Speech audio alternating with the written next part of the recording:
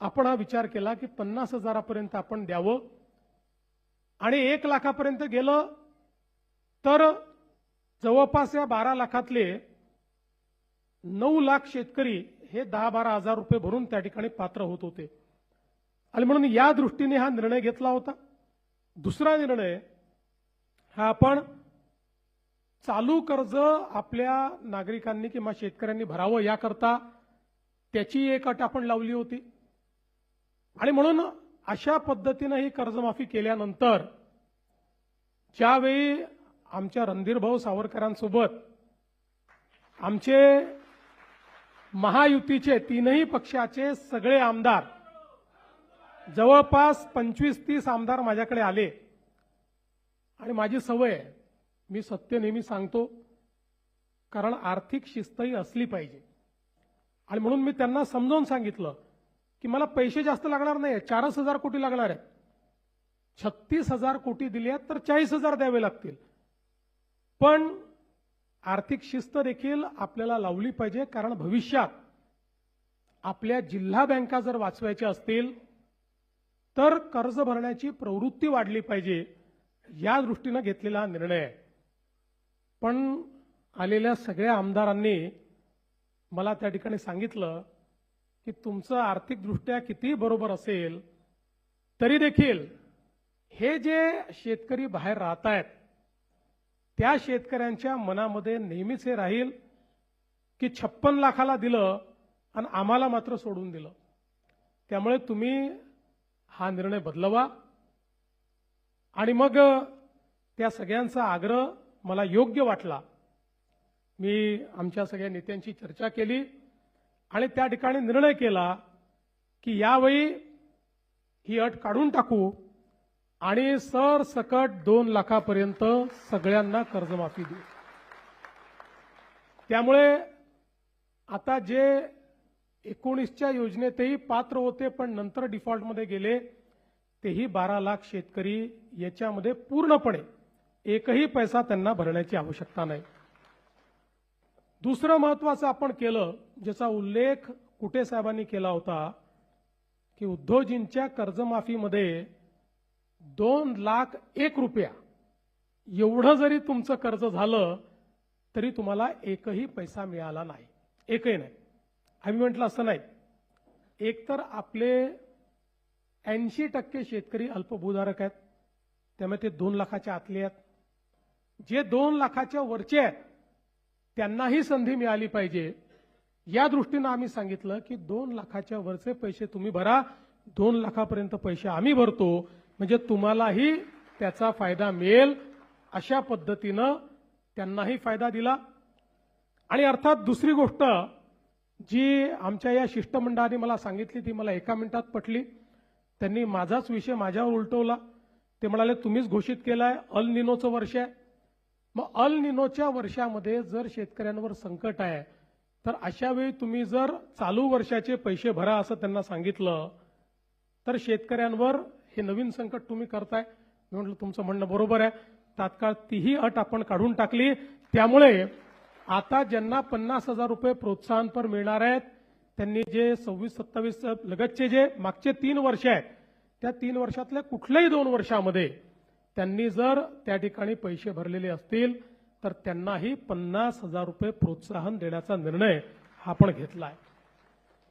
खरं म्हणजे शेतकरी बंधू भगिनींनो, आपण जर बघितलं तर कर्जमाफी हा काही अंतिम उपाय नाहीये।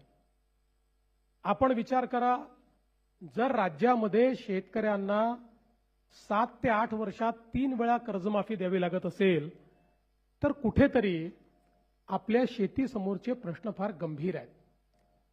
आणि म्हणून मी नेहमी सांगतो कर्जमाफी आवश्यकच आहे, ती दिलीच पाहिजे, पण कर्जमाफीने कुठला शेतकरी श्रीमंत झाला नाही, कर्जमाफीने कुठला शेतकरी परमनंट त्या कर्जाच्या विळख्यातनं बाहेर पडला नाही। जर आपली शेती फायद्याची करायची असेल तर वेगवेगळ्या प्रकारच्या उपाययोजना केल्याशिवाय शेती फायद्याची होऊ शकत नाही। आज आपण बघा इंडस्ट्रीत नवनवीन तंत्रज्ञान येतं आणि त्या तंत्रज्ञानामुळे ती इंडस्ट्री फायद्यामध्ये जाते। जर एखाद्या उद्योगाने ठरवलं की मी नवीन तंत्रज्ञान आणणारच नाही, तर तो उद्योग बंद पडतो. दुसरा कोणीतरी तंत्रज्ञान आणतो आणि त्या उद्योगाच्या पुढे जातो. आमच्या शेतीचं क्षेत्र देखील असं आहे की या क्षेत्रामध्ये जर आपण नवीन पद्धती आणल्या नाहीत, या शेतीमध्ये आपण नवीन तंत्रज्ञान आणलं नाही, तर शेती फायद्याची होऊ शकत नाही. आणि मग या सगळ्या नवीन गोष्टी करण्याकरता अडचण काय आहे? ती अडचण आहे गुंतवणुकीची. ज्या शेतकऱ्याकडे जो अल्पभूधारक शेतकरी आहे, या अल्पभूधारक शेतकऱ्याला गुंतवणूक त्यांनी करायची कशी? गुंतवणुकीकरता त्याला पैसे येतील कुठनं? तो जेमतेम पीक कर्ज काढतोय आणि तेही कर्ज जर परत करू शकत नाहीये, तर मग गुंतवणूक तो करेल कशी? आणि म्हणून 2014 नंतर मोठ्या प्रमाणात आपण शेती क्षेत्राला रिलीफ आणि रिहॅबिलिटेशन म्हणजे मदत आणि पुनर्वसनचं क्षेत्र नाही, ते तर करावंच लागतं. पाऊस आला तर, अतिवृष्टी झाली तर, अवर्षण झालं तर, वाहून गेली तर, सगळ्या गोष्टीत ते तर करावंच लागतं. पण केवळ तितक्यापुरतं मर्यादित ठेवायचं नाही. शेती क्षेत्रामध्ये गुंतवणूक करायची आपण निर्णय घेतला, मग जलयुक्त शिवार असेल, मागेल त्याला शेततळं असेल, मागेल त्याला सिंचन विहीर असेल, मागे त्याला ठिबक असेल. तुम्ही आठवा 2014 पूर्वीची परिस्थिती तुम्ही आठवा. मी देखील जवळपास 10 वर्ष माझ्याकडे ग्रामीण क्षेत्र होतं मी आमदार असताना. नंतर मग माझं शहरी क्षेत्र झालं. पंचायत समितीत आम्ही बसायचो, काहीतरी इष्टांक आलेला असायचा आणि मग ते पंचायत समितीचे सभापती, सदस्य आणि आमदार मिळून आम्ही वाटायचो. 4 तुझ्याकडे, 2 तुझ्याकडे, 4 तुझ्याकडे, 5 तुझ्याकडे. आणि त्या वाटणीतही आम्ही एवढं खुश असायचो की जणू काय शेतकऱ्याला आपण दिलेला आहे अशा पद्धतीची बंदरबाट आपण करायचो. मी सांगितलं की पद्धतीच दूर झाली पाहिजे आणि मग सगळ्या गोष्टी मागेल त्याला, ज्याला आवश्यकता त्याने मागावं, आपण त्याला देऊ, अशा पद्धतीनं मागेल त्याला शेततळ्यांची योजना आपण आणली. महाराष्ट्रामध्ये लाखो शेततळी आपण तयार केली. आज तुम्ही बघा, म्हणजे आम्हाला संधी मिळते अनेक वेळा हेलिकॉप्टरमधून जाण्याची, अलीकडच्या काळात मी वापरत नाहीये, पण अनेक जिल्हे असे आहेत आणि मराठवाड्यातले देखील अनेक जिल्हे असे आहेत की जे कोरडे जिल्हे आहेत, पण तुम्ही वरून जर बघितलं ना तर प्रत्येक शेतात शेततळ तुम्हाला भेटतं. आणि ते विचारा कधी झालेलं आहे? हे मागेल त्याला शेततळ्याच्या आपल्या योजनेत झालेलं आहे. आज जे काही पाणी आहे ते आपण साठवू शकतो.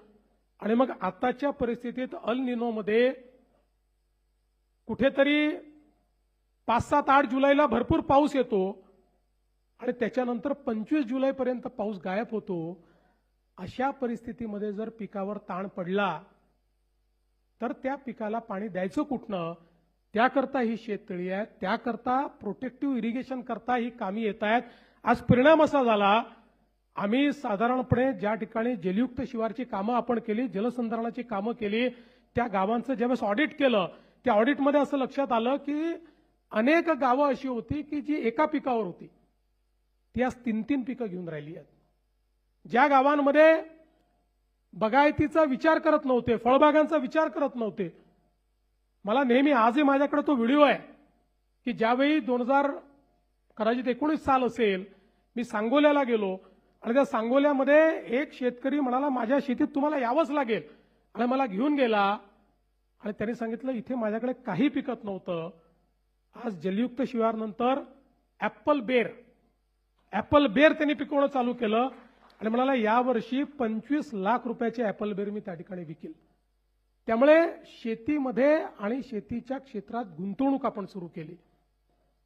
पूर्वीच्या काळामध्ये लोकांना ड्रिप इरिगेशन करता, ठिबक सिंचनाकरता वाट पाहावी लागायची. आम्ही सांगितलं ऑनलाईन अप्लाय करा, ऑनलाईन अर्ज करा आणि ऑनलाईनच तुमच्या खात्यात पैसे जातील. आताही जे मामा सांगत होते की काही बॅकलॉग राहिला होता तोही आम्ही पूर्ण करतोय. आणि जेवढे अर्ज आले, 5 लाख अर्ज आले तर 5 लाख अर्ज आम्ही स्वीकृत करणं सुरू केलं. ट्रॅक्टरची मागणी जेवढी आली आम्ही स्वीकृत केली. इतक्या मोठ्या प्रमाणात हळूहळू हे यांत्रिकीकरण आपण सुरू केलं. आणि महत्वाचं यातलं काय आहे तर आज आपल्याला आपल्या शेतीमध्ये जर परिवर्तन करायचं असेल, गुंतवणुकीची क्षमता बघा, जागतिक बाजारपेठ झाली आहे. आता शेतमालाचा भाव हा कुठलं राज्य ठरवत नाही, कुठला देश ठरवत नाही. जागतिक बाजारपेठ ठरवते. त्यामुळे त्या जागतिक बाजारपेठेमध्ये जर आपल्याला त्या ठिकाणी आपल्या शेतमालाचा भाव घेऊन फायदा करायचा असेल तर उत्पादन खर्च कमी करावा लागेल. उत्पादन खर्च कमी करायचा असेल उत्पादकता वाढवावी लागेल. उत्पादकता वाढेल तेव्हाच उत्पादन खर्च कमी होईल. आणि मग अशा सगळ्या गोष्टींकरता आता ज्याच्याकडे 1 एकर शेती आहे, 2 एकर शेती आहे, त्याची गुंतवणुकीची ताकद किती आहे. आणि म्हणून आपण गटशेतीची योजना सुरू केली. मला असं वाटतं की महाराष्ट्रामध्ये पुढच्या 2 ते 3 वर्षामध्ये 50,000 गट जर आपण तयार केले तर या गटांची क्षमता जी आहे, आणि सरकार सगळ्या योजना गटाला देत आहे. मागच्या वेळेस तर आपण 1 कोटी रुपयापर्यंतच्या योजना गटांना दिल्या, तर या गटाची गुंतवणुकीची क्षमता वाढते. या गटांना जे काही निविष्ठा खरेदी करावे लागतात त्याची किंमत कमी होते. वेगवेगळ्या पिकांचे प्रयोग करून पूरक पिकं त्या ठिकाणी घेता येतात आणि त्यातनं शेती जी आहे ही उद्योगासारखी फायद्यामध्ये आपल्याला आणता येते. आणि म्हणून त्याही दृष्टीने खूप मोठ्या प्रमाणात काम करण्याची आवश्यकता आहे. आमच्या शेतकऱ्याचा जो काही खर्च आहे तो कमी व्हावा म्हणून आपण 2 गोष्टी त्या ठिकाणी केल्या. सगळ्यात महत्त्वाचं काही केलं असेल तर आमच्या शेतकऱ्यांना 7.5 हॉर्स पॉवर पर्यंत जो काही विजेचा खर्च होता ते वीज बिल माफ करण्याचा निर्णय आपल्या सरकारने घेतला. आज याचा कधी कोणी विचार करत नाही. वीज बिल माफ झालं म्हणजे वीज कंपनी जी आहे ती कंपनी स्वतःच्या खिशातनं भरत नाही. दरवर्षी 25,000 कोटी रुपये मी बजेटमधनं काढतो आणि त्या आमच्या वीज वितरण कंपनीला देतो. कारण ते जर दिले नाही तर MERC सांगते की जे इतर ग्राहक आहेत त्या सगळ्या ग्राहकांवर हे 25,000 कोटी लोड करा, त्यांचं विजेचं बिल वाढवा आणि त्यांच्या खिशातनं ते वसूल करा. आणि म्हणून दरवर्षी 25,000 कोटी रुपये हे आपण वीज बिल माफीच्या पोटी देतो.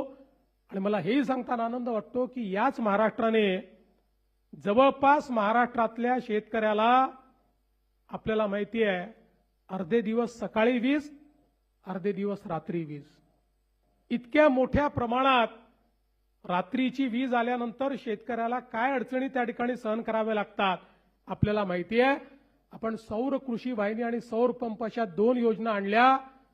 मला सांगताना अभिमान वाटतो की जे आम्ही सांगितलं आज राज्यातल्या 76% शेतकऱ्यांना आम्ही दिवसा वीज देतो.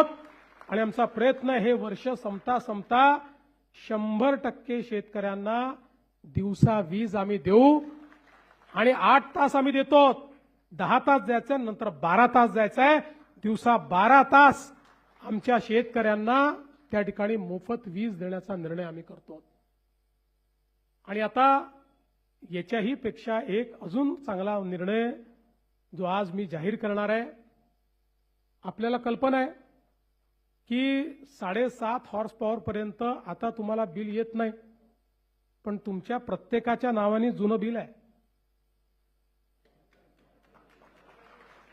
प्रत्येकाच्या नावाने आहे, ते खात्यात आहे, लिहून ठेवलं आहे. कधीतरी वसुलीला येऊ शकतं. आणि कुठलंही दुसरं कनेक्शन घ्यायचं झालं तर तो लाईनमन चेक करतो तुमच्यावर तर आहे जुनं बिल, मिळत नाही तुम्हाला. आणि म्हणून आता मी हा निर्णय